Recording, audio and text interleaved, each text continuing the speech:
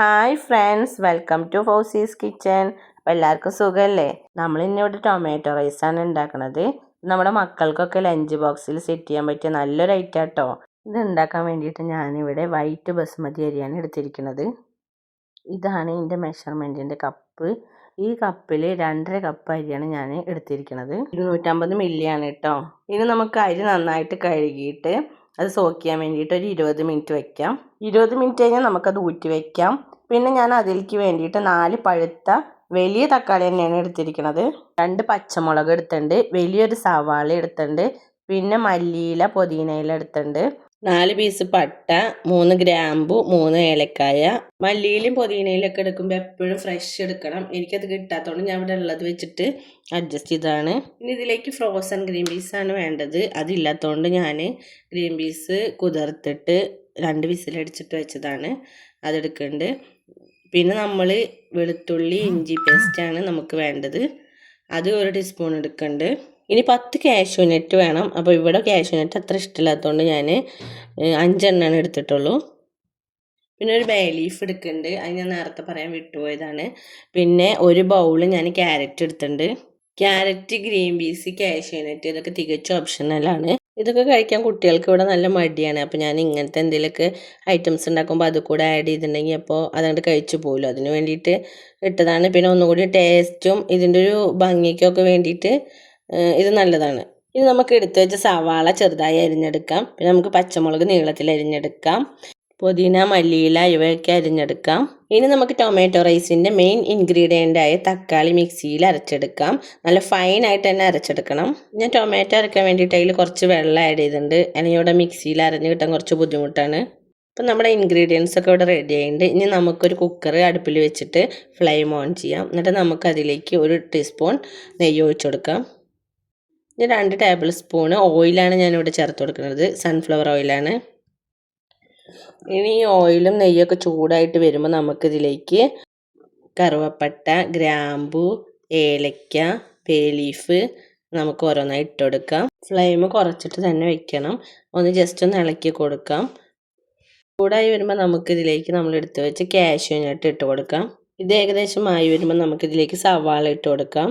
സവാള പെട്ടെന്ന് വഴറ്റി കിട്ടാൻ വേണ്ടിയിട്ട് നമുക്കിതിലേക്ക് ഉപ്പ് ആഡ് ചെയ്ത് കൊടുക്കാം. ഇനി നമുക്കിതിലേക്ക് നമ്മൾ അരിഞ്ഞ് വെച്ച പച്ചമുളകും കൂടി ആഡ് ചെയ്ത് കൊടുക്കാം. ഇനി നമുക്ക് സവാളയുടെ കളർ മാറി വരുന്നവരെ ഇതൊക്കെ വഴറ്റിയെടുക്കാം. ഒരുപാട് കളർ മാറരുത്. ഇതിലേക്ക് ഇനി നമുക്ക് ഇഞ്ചി വെളുത്തുള്ളി പേസ്റ്റ് ചേർത്ത് കൊടുക്കാം.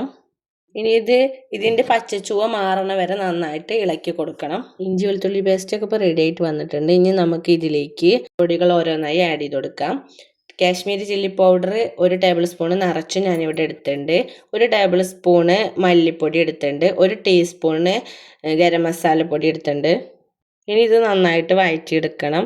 ഇതിൻ്റെയൊക്കെ പച്ചമണം മാറി കിട്ടണവരെ ഒന്ന് വഴറ്റിയിട്ട് ഇനി നമ്മൾ എടുത്തു വെച്ച ഗ്രീൻ പീസ് ഇതിലേക്ക് ഇട്ട് കൊടുക്കാം.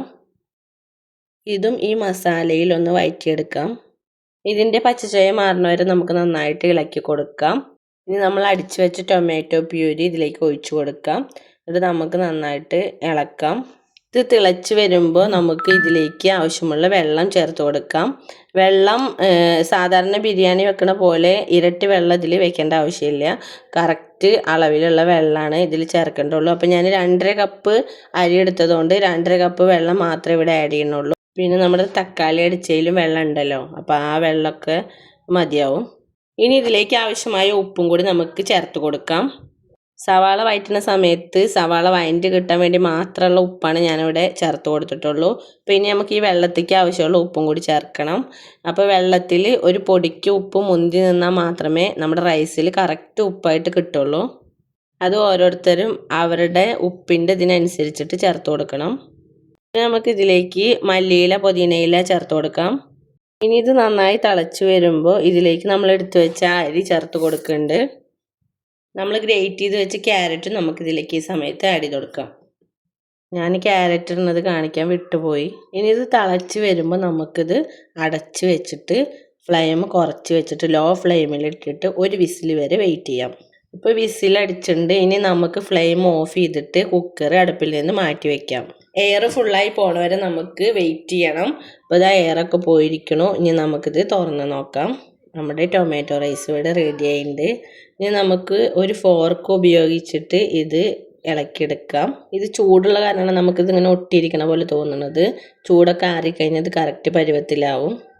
പിന്നെ നമ്മൾ സാധാരണ കയ്യിൽ ഉപയോഗിച്ചിട്ടൊന്നും ഇത് ഇളക്കില്ല, അപ്പോൾ കൂടുതൽ കുഴഞ്ഞു പോവുള്ളൂ. ഈ സമയത്ത് ഇത് കുക്കറിൽ നിന്ന് വേറെ പാത്രത്തിലേക്ക് മാറ്റണം. അപ്പോൾ നമ്മുടെ ടൊമാറ്റോ റൈസ് നല്ല പെർഫെക്റ്റ് ആയിട്ട് തന്നെ കിട്ടിയിട്ടുണ്ട്.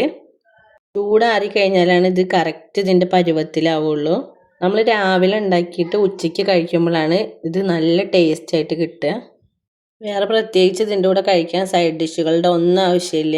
ഞാനിവിടെ സലാഡും വെജിറ്റബിൾ പിക്കിളുമാണ് എടുത്തിരിക്കുന്നത്. നമ്മുടെ ടൊമാറ്റോ റൈസ് എല്ലാവരും ട്രൈ ചെയ്ത് കമൻറ്റ് ചെയ്യണേ. ഇഷ്ടപ്പെട്ട സബ്സ്ക്രൈബ് ചെയ്ത് സപ്പോർട്ട് ചെയ്യണേ കൂട്ടുകാരെ. താങ്ക്